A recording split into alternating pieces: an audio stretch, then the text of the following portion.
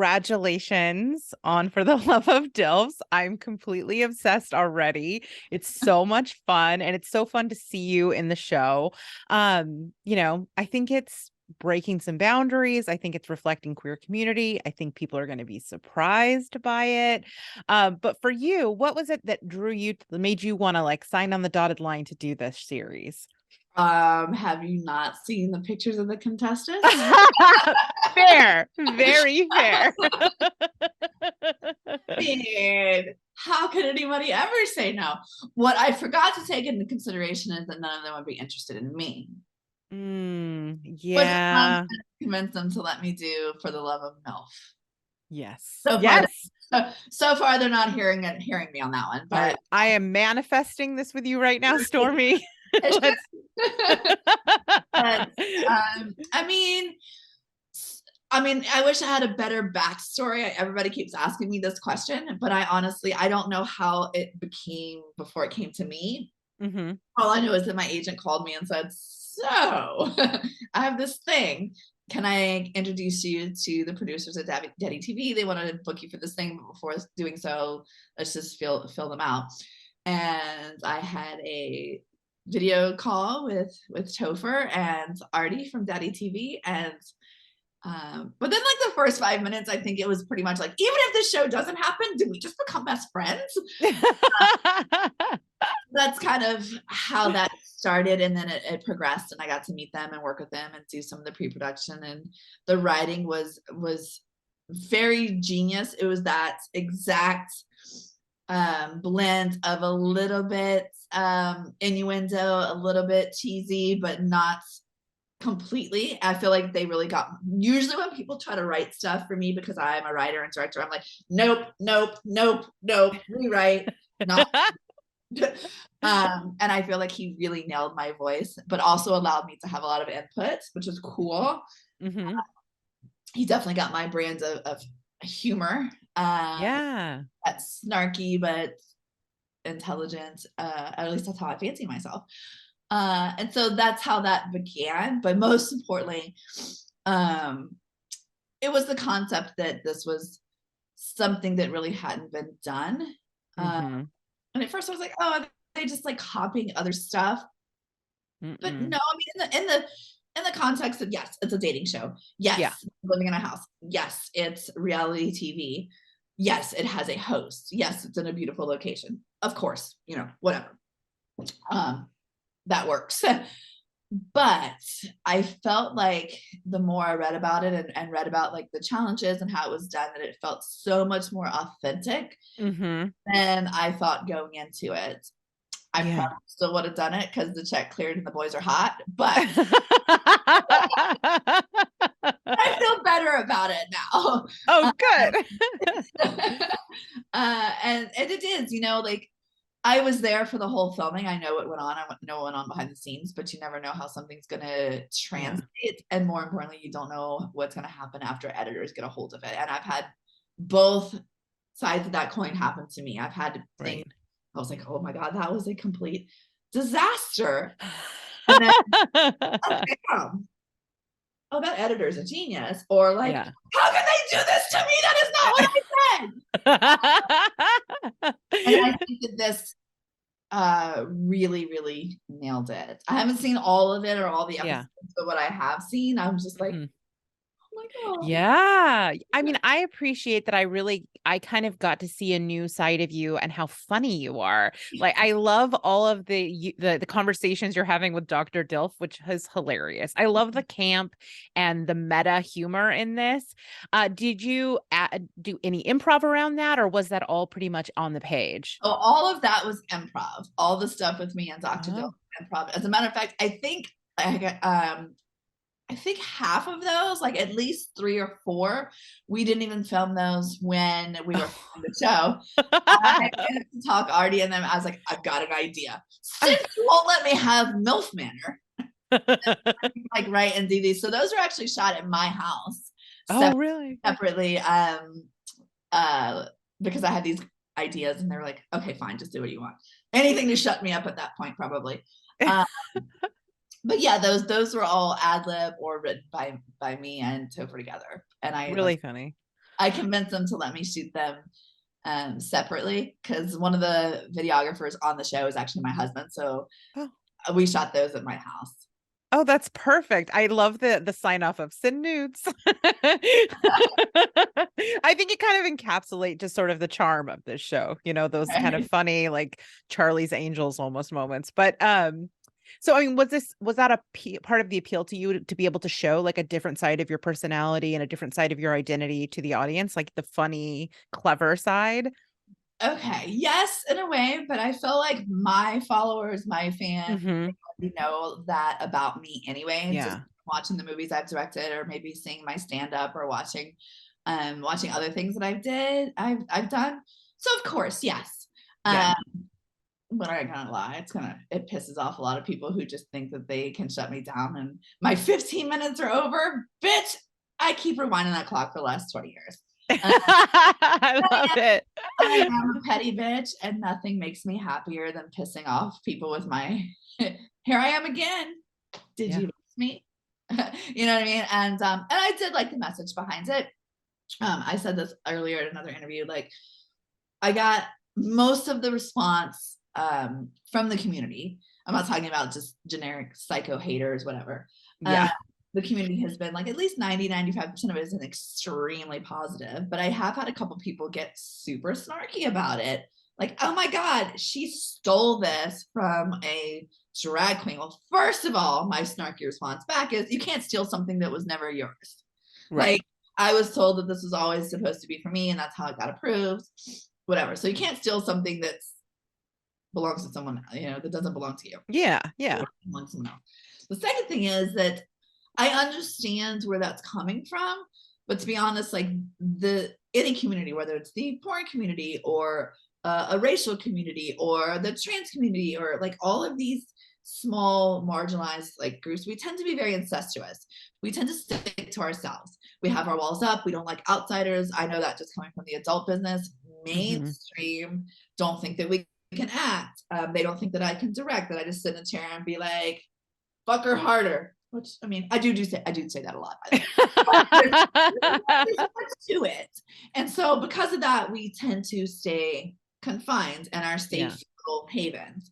Yeah. Um, and I think that people who are going to watch the show anyway are going to watch it no matter what. But if I bring new people, fresh eyes, new Mm-hmm. viewers, that then translates to money and can change the perspective for more people, then why not do that? You know what I Yeah. mean? Like, everybody, if you had the most famous drag queen host ever to host, those people were going to watch anyway.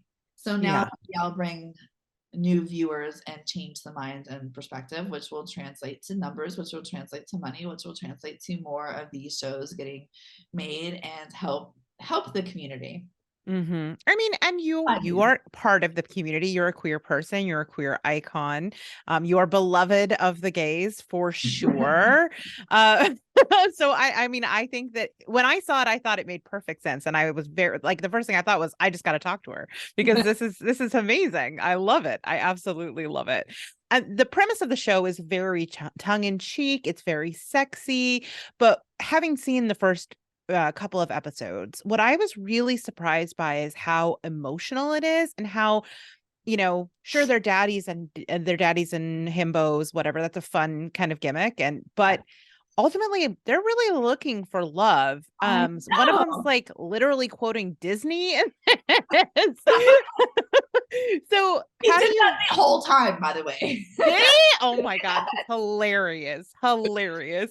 How do you think that showing these kind of, that yes, queer people are sexual and sex positive, but also like really like invested in emotional connection. How do you think that's going to kind of complicate some people's perceptions of the queer community? um in a lot of ways. And the most fun part of that is to make them second guess their hard, fast opinions. Uh, Yeah. their ingrained um, uh, prejudice, and I think it's going to shock some people internally themselves. Like, that's not what I thought, like, it's really going to hit some people hard. And that's, I love doing that. There's that. Good. It's going to shatter some people's internal like images, and those are the images that those people probably used as justification for how they treat them, or their opinions. You know, they're bad people because of this, and Mm-hmm.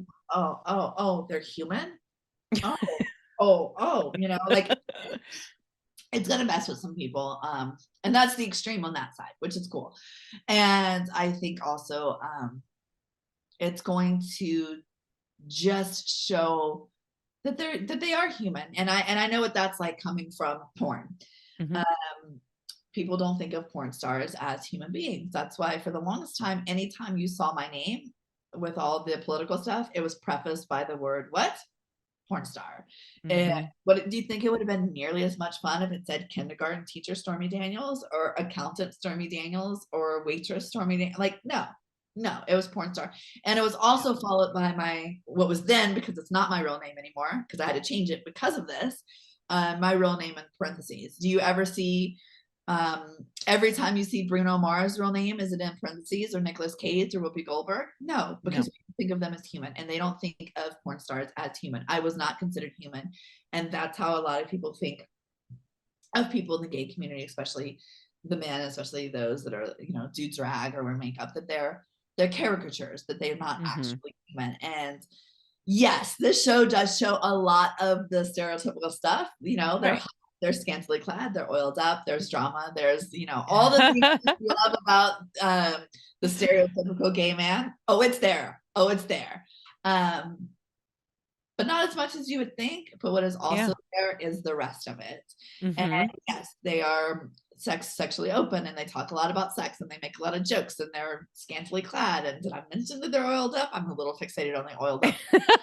But they also had a lot of a conversation about boundaries and consent. And I don't know how much of it is going to make it into the show. Mm-hmm. I've seen the edited things and can't show everything.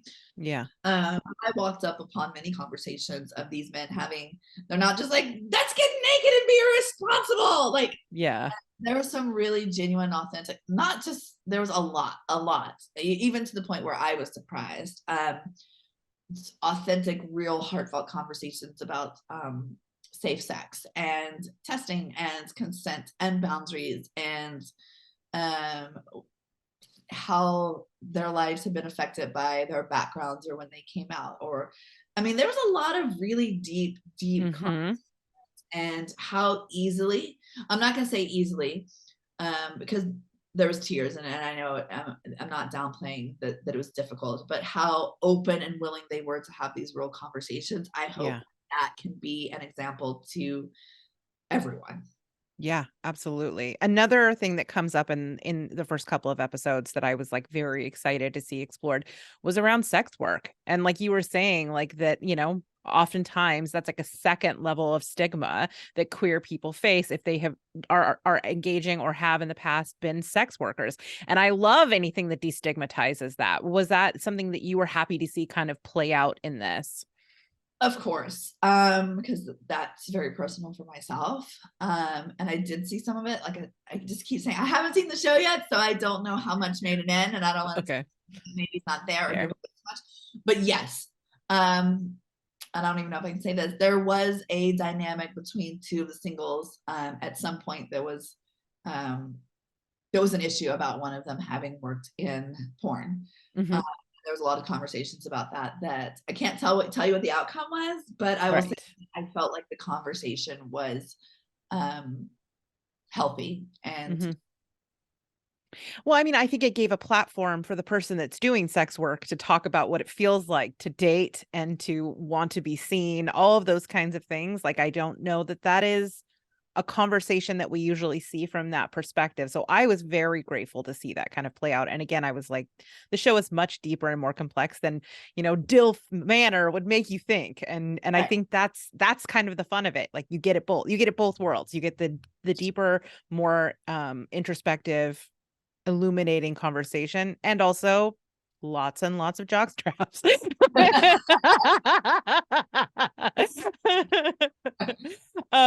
Yeah. So in the second season episode, again, I'm sorry, I don't think this is a big spoiler, but like we get to see you also kind of step in a counselor role. Now you're the host of the show. I'm curious, like how much interaction did you get to have with the contestants? How much well did you get to know them?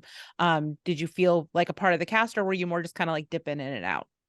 And on camera during filming, I dipped in and out. Mm-hmm. And keep in mind, if we're showing, one or two couples here, the rest of us are all still in the house.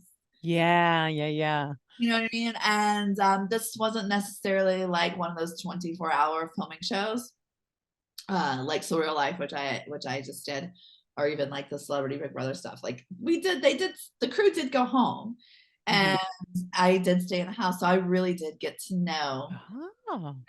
the guys independently, which then I could roll over to the next day when we were filming with that knowledge. Mm-hmm. So yes, I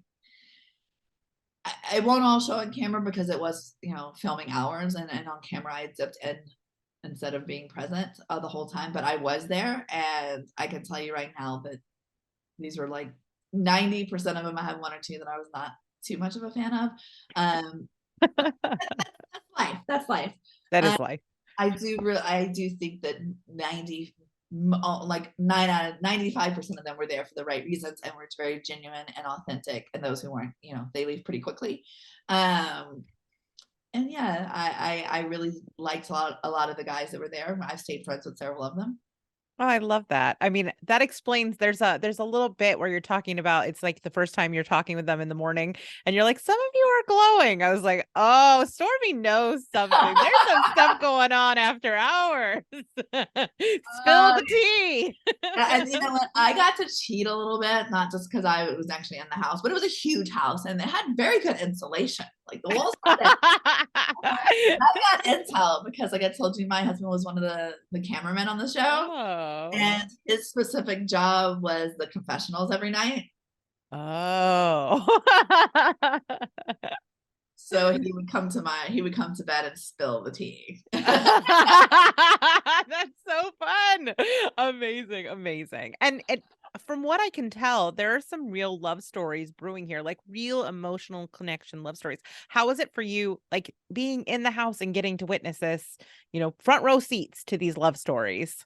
I was in the splash zone, and it was really really cool. And there's so much. Like one of the couples I was rooting the most for, like I was devastated that it didn't work out. But Oh, it's not for the reason that you would think. That's one of the big surprises in the show no. that I can't read. Okay. And I didn't see it coming, and nobody did. And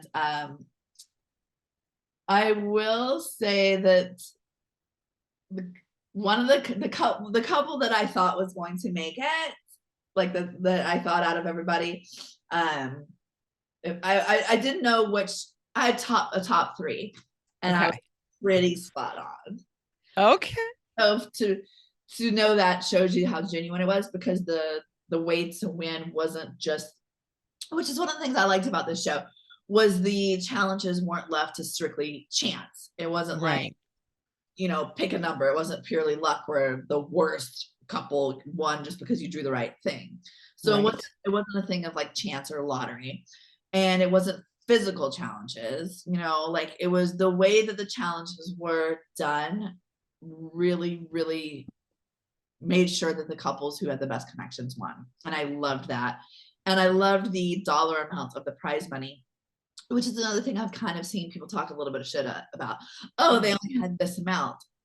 And I actually, when I signed on to do the show, and I was like, that's not very much money. Like, why would anybody do this? You got to keep in mind that's not the fees to be on the show or whatever. That's the prize money, and I think that it's the perfect number. Yes, it's only $10,000, which is for the couple, so that's like $5,000 each. I Yes. feel like it's not enough to make people want to be disingenuous, because they're not enough money to be Mm-hmm. conspiring to do it for the money. That's not Yeah. enough. But it's also just enough to where if someone had a genuine connection and they really wanted to pursue it, that distance would not be a factor for them not to try, because the idea of the prize money is for the couple, $10,000 to the winning couple to invest into their relationship. And so let's say that Oh, people live several states apart. I really like you, I wish we could date, but I don't have money to travel, yeah. that's the perfect number to pursue a few more dates to see if it works out, but Yeah. not be like, let's pretend we like each other because we're going to make $1 million. Yeah, you're so Perfect. right. You're Perfect. so right. And the real prize is the love, right? That's the dollar amount that makes sure that Yeah. you have the chance to win that prize of love. Oh, I love that. I love that. Okay. So, I mean, there's lots of beautiful things. Like I said, you got to be there for watching people fall in love. But the thing with these shows is they tend to be pressure cookers, right? Everything happens really fast. Everything is really intense because you're just so enmeshed in each other's lives. So when feelings get hurt or when hearts get broken or when people get eliminated, those feelings are real too. For you, what was the hardest part? Ooh, oh my gosh. Okay. Thank God it didn't happen. The only time I almost shit my pants for real is we had an unexpected plot twist, like real, not scripted. And at no point was I a judge. You know what I mean? At no point was I responsible directly, my opinion, responsible for somebody going home.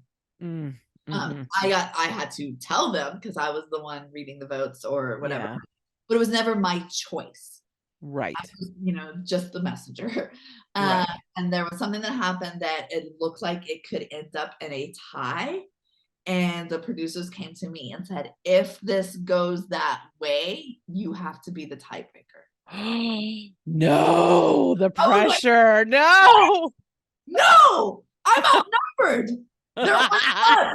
I can't fight them all. Like, what if You're like, they know where I live because it's they Luckily, it didn't happen. It sorted itself out naturally. It was not a tie, here. but Okay. they handed me the box and they're like, "Okay, we're about to, count. If it, oh, by the way, if it ends up in a tie, you have to break the tie." It's like, what? What? And everybody just walks away, like, and we were on a roof. I was Oh, like, damn. They're gonna I push me off this got roof. no. That's amazing. Luckily, it was Okay. Okay. So down to my last question. Aside from being entertained, because you've already got that, that's a done deal. What do you hope audiences take away from For the Love of DILFs? oh, like just like I said, that these are human beings. They're not the one-dimensional caricatures that we have seen portrayed in media, which I'm Yeah. not knocking. We all love that. We all love, Father of the Bride and the SNL. Like, yes, Yeah. they're um, but there's more to it than you think. Yeah. Um, which is cool. And I hope that the mainstream audience really pays attention to the conversations, the authentic conversations, and the willingness that these men have to have difficult conversations about things that we should all be doing, whether no matter of our orientation or what or the status of our relationship is, and that is, consent and boundaries and STDs and abuse and pleasure, what we like and don't like let's have these real conversations. I don't care if you're a straight couple who've been married for 50 years or whatever you're into. You know what I mean? We can all take a lesson from this. I love that. I love that. And I think surprisingly, it really does come across. And I think people are really going to love this. I know that I definitely loved this, and I cannot wait to see the rest of how it all plays out.